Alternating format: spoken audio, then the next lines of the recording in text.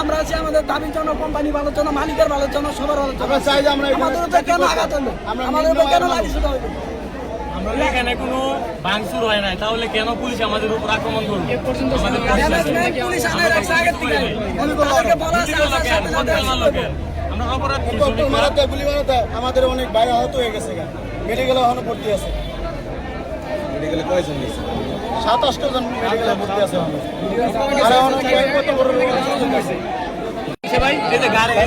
নির্ণয়ের মানুষ এইগুলো যদি মারে তাহলে কেমনে কি আমরা বিশ্বাস করবো? কেমনে বিশ্বাস করবো? কেমনে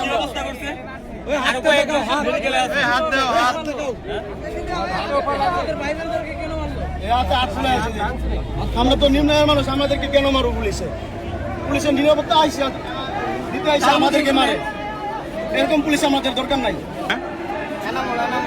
কোন সেকশন? এই কোন সেকশন তুমি? কোন ফ্যাক্টরি? কি ঘটনা হয়েছে?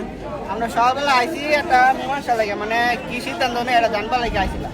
সবাই আইসি পরে পুলিশ আমার ধরেন দিছে, আমার এই যে আইডি কার্ড ছিঁড়ে মুড়ে আমার বাইরে ধরেন দিছে।